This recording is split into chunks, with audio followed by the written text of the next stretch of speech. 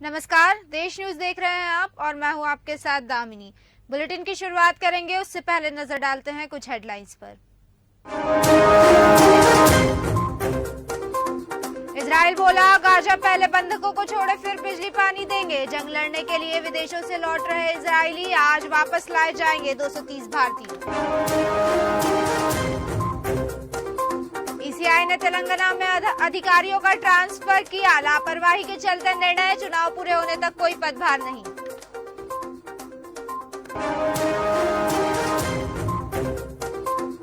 हिमाचल में flying festival शुरू, देश भर के पैराग्लाइडर्स शिमला पहुंचे। 41 पायलट आसमान में दिखा रहे करतब।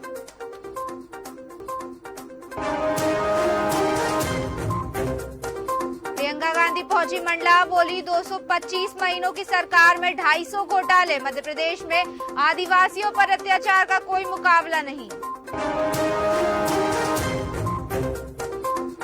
हरियाणा कांग्रेस एमएलए छौकर की जमानत पर सुनवाई आज। ईडी का दावा, मनी लॉन्ड्रिंग केस में बाप बेटे पूछताछ में नहीं कर रहे सहयोग। वहीं अब खबरों का सिलसिला शुरू करते हैं और सबसे पहले बात करेंगे मध्य प्रदेश की। चुनाव के मद्देनजर नरसिंहपुर पुलिस ने जगह जगह चेकिंग अभियान शुरू कर दिए हैं। पुलिस अधीक्षक अमित कुमार के निर्देश में अवैध मादक पदार्थों की बिक्री और आवागमन पर रोक लगाने के लिए ऑपरेशन प्रहार शुरू कर दिया गया है, जिसके तहत आज तेंदुखेड़ा पुलिस ने एक कंटेनर से 20 किलोग्राम अवैध गांजे, जिसकी अनुमानित कीमत 4 लाख रुपए बताई जा रही है, पकड़ा। वहीं तेंदुखेड़ा पुलिस ने गांजे सहित कंटेनर को भी जब्त करते हुए आरोपियों पर एनडीपीएस एक्ट के तहत कार्रवाई की है और पकड़े गए आरोपियों में शुभम पटेल और मौसम प्रजापति, दोनों आरोपी सागर जिले के रहने वाले हैं। वहीं पुलिस पूरे मामले की गंभीरता से जांच कर रही है और इस अवैध गांजे के तार किन लोगों से जुड़े हुए हैं उसको खंगालने की कोशिश की जा रही है।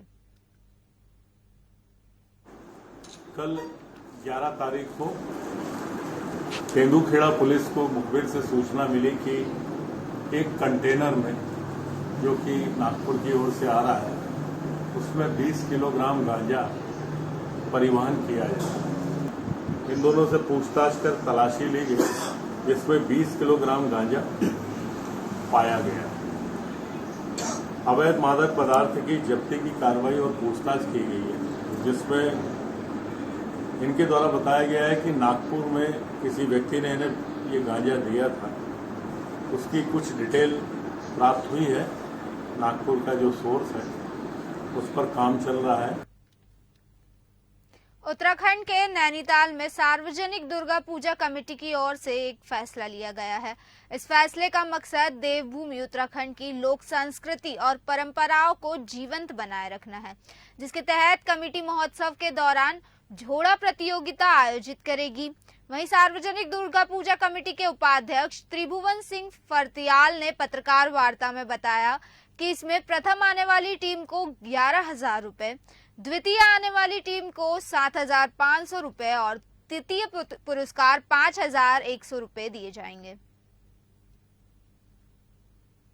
दुर्गा पूजा कमेटी नैनीताल के तत्वाधान में विगत 1 दशक से हम लोग लगातार अपनी जो उत्तराखंड की जो संस्कृति है, हमारे यदि आप ये यूँ कहें कि पूरे उत्तर भारत की जो हमारी संस्कृति है, उसको जीवंत करने का हम एक प्रयास कर रहे हैं और आप सबके सहयोग से वो थोड़ा सफल भी हो रहा है। इसी बार सार्वजनिक दुर्गा पूजा कमेटी नैनीताल ने ये तय किया है कि अपने जो हमारी स्थानीय, जो उत्तराखंड की जो स्थानीय परंपरा है और जो हमारे तमाम जो शुभ कार्य जब होते हैं, वहाँ पर एक झोड़ा, एक ऐसा एक इवेंट होता है या कहीं की एक नृत्य होता है जिसमें महिलाएं पुरुष सब प्रतिभाग करते हैं। तो इसी को देखते हुए ताकि आने वाली वर्तमान जो हमारी जो पीढ़ी है और जो आने वाली पीढ़ी है और इसके साथ ही साथ जो देश विदेश से जो आने वाले पर्यटक हैं, हमारे उत्तराखंड की संस्कृति से रूबरू हो सके, इसी मंशा के साथ इस बार श्री सार्वजनिक दुर्गा पूजा कमेटी नैनीताल ने ये तय किया है कि हम झोड़े का एक यहाँ झोड़ा प्रतियोगिता का आयोजन करने जा रहे हैं। बिलासपुर जिले के घुमारवी नगर परिषद क्षेत्र में अब नए सिरे से ड्रोन से घरों का सर्वे किया जाएगा। आपको बता दें, पहले जो सर्वे किया गया था उसे रद्द कर दिया गया है और संबंधित ठेकेदार बकाया राशि भी रोक दी गई है।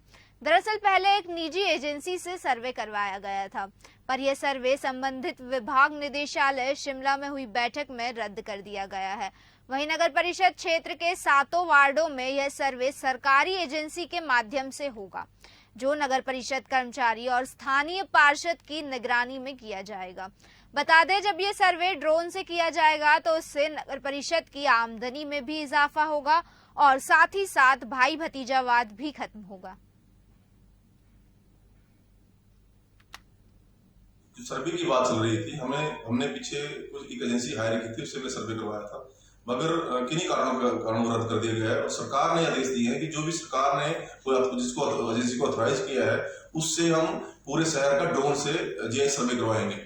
और जब सर्वे होगा तो उस एरिया का उस एरिया का पार्षद और साथ में हमारा एक स्थानीय एमसी का कर्मचारी उसके साथ होगा, जिससे लोगों में कल धारणा थी कि हाउस टैक्स कम है, ज्यादा है, इससे सभी को समान सबका एक बराबर हाउस टैक्स जो नॉर्मल होगा उसके तहत लगाया जाएगा। झांसी के पूंछ थाना क्षेत्र में करीब 50 मजदूरों से भरा एक लोडर असंतुलित होकर पलट गया, जिसमें सवार करीब 1 दर्जन से अधिक महिला और पुरुष मजदूर घायल हो गए। वहीं मौके पर पहुंची पुलिस राहत कार्य में जुटी हुई है। दरअसल बताया गया कि पूंछ के पास नहर के पुल पर एक लकड़ी से भरा हुआ ट्रक फंसा है, जिसे देखते हुए लोडर चालक रास्ता बदलकर जा रहा था और चालक ने लोडर से अपना संतुलन खो दिया और मजदूरों से भरा लोडर सड़क के बगल में पलट गया, जिसे देखकर आसपास के लोगों ने पुलिस को सूचना दी। वहीं सूचना पर पहुंचे थाना अध्यक्ष अरुण कुमार तिवारी ने लोडर में फंसे मजदूरों को बाहर निकाला और घायल मजदूरों को उपचार के लिए स्वास्थ्य केंद्र भेज दिया। जी कहाँ से कहाँ जा रही थी? हम बाबई से जा रहे भदरवार। क्या करने जा रही थी? मूंगफली खाने। अच्छा जी, कैसे पलटी? एकदम ब्रेक लगाया, कंट्रोल नहीं हुई, एकदम छोड़ दिया। जी कितनी सब में भरे थे? 50 आदमी। कहाँ जा रहे थे? भदरवार। कहाँ से कहाँ जा रहे थे? बाबई से भदरवार। क्या करने जा रहे थे? अब मजदूरी करने जा रहे थे। घर का कितनी जनीमान से भरी थी इसमें? मूंगफली मजदूरी करने जा रहे थे। कितने लोग आपे वाले भरे हैं आपको लोडर? 50। और कितने लोग घायल हैं? काफी लोग घायल हैं। मध्य प्रदेश के सीतापुर गांव में बदमाशों ने एक घर में घुसकर लूटपाट करने की कोशिश की और जब मकान मालिक ने विरोध करने की कोशिश की तो डकैतों ने उसे गोली मार दी, जिसके बाद उसकी हालत गंभीर है और डॉक्टरों ने उसे लखनऊ रेफर कर दिया है। वहीं पुलिस मामले की जांच में जुटी हुई है। जानकारी है जो है 3 बजे करीब 3 बजे जो है यहाँ जो है फायर की जो है आवाज आई। तो हम लोग रपटाए, सब लोग डांटे, वहाँ से टार्च लगाए, तो जो है इधर घूम करके रपटा लिया उन्होंने, बदमाशों ने। अच्छा। हाँ, बस इतना हुआ, फिर जो है भाग गए वो। क्या कोई फायरिंग वायरिंग भी जानकारी मिल रही है? हाँ, फायर हुई। फायर हुई किसका? किसी के लगी हुई है? हाँ, फायर जो है उनके मुकेश के लगी है। अच्छा। हाँ। तो ये घटना कितने बजे रात की बताई जा रही है? कम 3 बजे बता रहे। 2:30-3 बजे की हाँ, करीब। 3 बजा रहा पूरा। अच्छा अच्छा। हाँ। तो पुलिस आई थी मौके पे? हाँ, पुलिस आई और यहाँ सब जो है लिखा पड़ी गई, एम्बुलेंस आई, उसमें ले गए। उधम सिंह नगर में टायरों से भरा एक ट्रक जा रहा था, जिसमें अचानक से आग लग गई।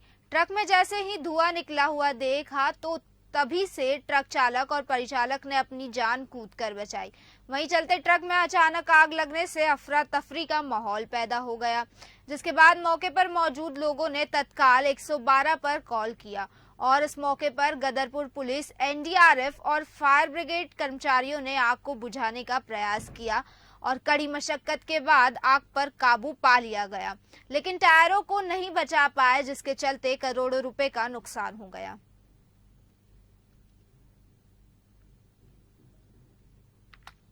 सही रीजन तो हमें पता नहीं है, शायद शॉर्ट सर्किट इसका रीजन हो सकता है। गाड़ी चलती हुई गाड़ी में आग लगी है। बाकी जितने टायर्स थे सारा ही नुकसान हो गया है। लगभग 80 से 1 करोड़ रुपए का नुकसान हुआ है। सर टायर भरे हुए थे, मैं यहाँ पे आया, वायरिंग शॉर्ट होते हुए देखा तो सर उसमें वायरिंग शॉर्ट होने की वजह से आग लगी। आप मुझे वो जाफरपुर से सोका ले लें।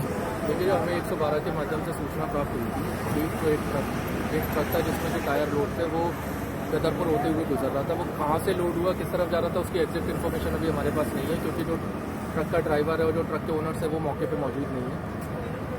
और हमारी तुरंत हमारी 2 यूनिट फायर यूनिट क्योंकि रुद्रपुर फायर स्टेशन और एक बाजपुर से थी वो मौके पे आई और हम लगातार कड़ी मशक्कत कर रहे हैं आग पे काबू पाने में। जैसा कि आपको मालूम है कि टायर की आग है तो वो इतनी आसानी से बुझ नहीं सकती। जसपुर क्षेत्र में राष्ट्रीय कृषि प्रसार और प्रौद्योगिकी की मिशन आत्मा योजना अंतर्गत 60 किसानों को निःशुल्क गेहूं का बीज वितरित किया गया। बता दें, इस योजना के अंतर्गत क्षेत्र के 60 किसानों को 1 एकड़ जमीन के हिसाब से 40 किलो गेहूं, 230 DWP जिंक और खरपतवार नाशक दवाई वितरित की गई।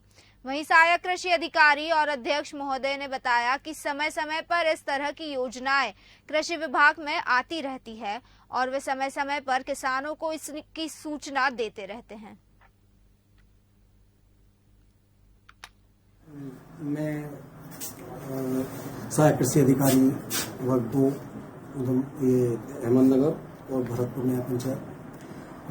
हमारे पास जो है DBW 222 सीड प्रमाणित बीज जो है उपलब्ध है, जो कि हमारी एक योजना है विकासखंड जो चल रही है आत्मा योजना है। इसके तहत 1 एकड़ के लिए कृषकों को जो है बीज उपलब्ध कराया जाता है। उसके साथ जैव उर्वरक और उससे संबंधित खरपतवार नाशी रसायन देने का उसमें प्रावधान है। और प्रत्येक फसली वर्ष में जैसे रबी हुआ या खरीफ फसली वर्ष है उसमें ये दिए जाते हैं। हल्द्वानी में त्योहारों के मद्देनजर अब प्रशासन जल्द ही अतिक्रमण हटाओ अभियान चलाने जा रहा है। इस बार प्रशासन को व्यापार मंडल का भी समर्थन है।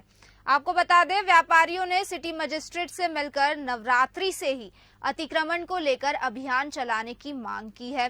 वहीं सिटी मजिस्ट्रेट ऋचा सिंह का कहना है कि विगत वर्ष की भांति इस बार भी फुटपाथ और बाजारों में अनावश्यक अतिक्रमण नहीं होने दिया जाएगा। पहले ही नगर निगम, प्रशासन और पुलिस की संयुक्त टीम व्यापारियों को जागरूक करेगी और यदि उसके बावजूद भी कोई व्यापारी नियमों का उल्लंघन करता पाया गया तो उसके खिलाफ चालान की कार्रवाई करते हुए सामान जब्त किया जाएगा।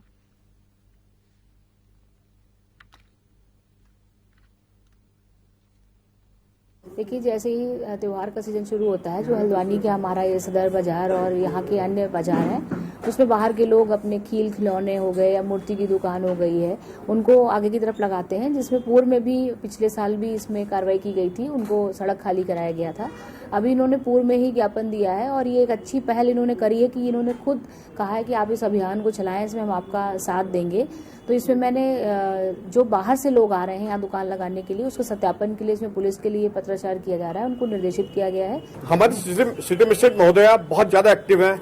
जब से मैडम आई है तब से माहौल थोड़ा सा व्यवस्थित हुआ है, हम देख रहे हैं। तो आज हम मैडम से यही रिक्वेस्ट करना है कि मैडम, नवरात्रि आने वाले हैं, दिवाली आने वाली है, तो ये बाहरी व्यक्ति जो आते हैं जो पूरी सड़क को जाम कर देते हैं, सड़क में 2 फुट जगह भी नहीं बचती है।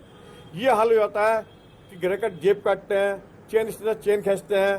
तो इन सब चीजों से सुरक्षित रहने के लिए हम मैडम से रिक्वेस्ट करना है कि मैडम कुछ ऐसी व्यवस्था कीजिए कि सड़कें खुली रहें। फिर थोड़ा बहुत तो त्योहारों में होता ही है अंदर बाहर।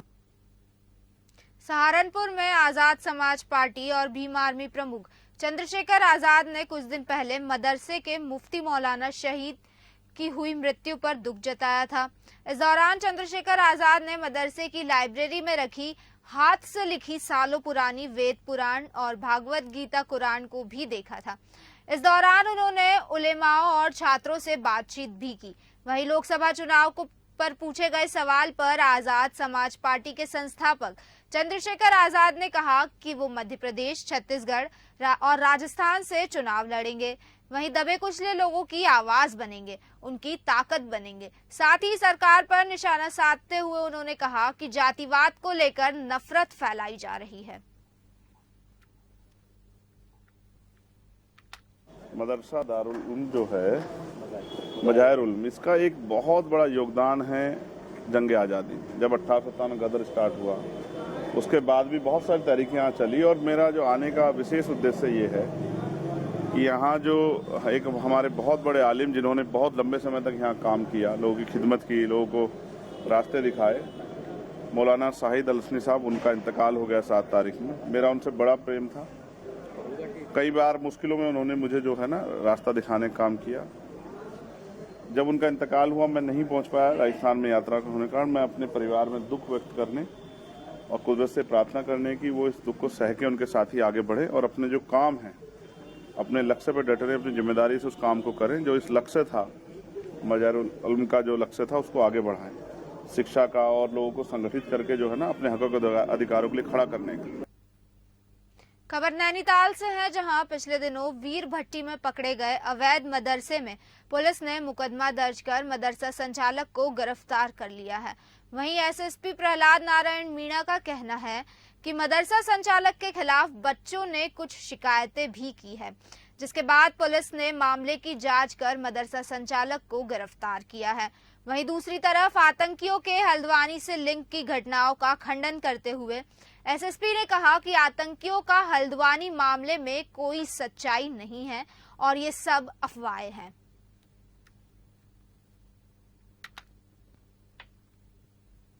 वीरभट्टी वाले मदरसे के मामले में पुलिस ने अपनी एफआईआर रजिस्टर कर ली है और इसमें जो एक संचालक था उसके खिलाफ बच्चों ने कुछ आरोप लगाए थे, उसको कल पुलिस ने गिरफ्तार भी किया है।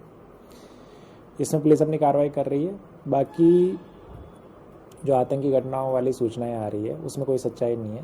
हल्द्वानी में या नैनीताल क्षेत्र में किसी तरह की कोई आतंकवादी गतिविधि ना कभी हुई है और ना अभी चल रही है। इस मामले में हम पूरा ध्यान रख रहे हैं, हमारे सारी जो एजेंसी जो इस मामले पर ध्यान रख रही है।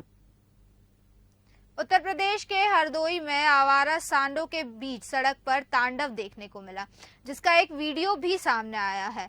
वीडियो में देखा जा सकता है कि कैसे दो सांड आपस में वर्चस्व की जंग लड़ रहे हैं और लड़ते लड़ते दोनों सांड एक बाइक सवार दंपत्ति से टकरा जाते हैं, जिससे वे जमीन पर गिर गए, जिसके बाद लोगों ने लाठी फटकार कर सांडों को भगाया और दंपत्ति को निकाला गया। बता दें कि हादसे में दोनों आंशिक रूप से जख्मी हो गए हैं।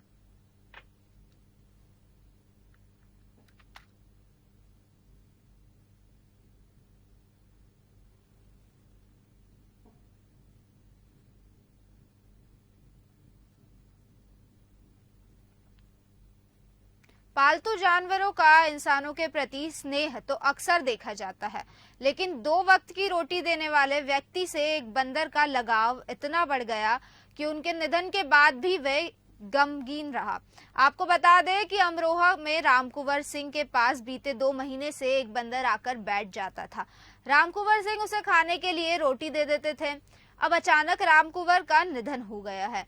उसके बावजूद भी वो बंदर न सिर्फ अर्थी के पास दिन भर बैठा रहा, बल्कि अंतिम संस्कार के लिए तिगरी तक गया। वहीं रामकुमार के प्रति बंदर का लगाव देख लोग आश्चर्यचकित हो रहे हैं।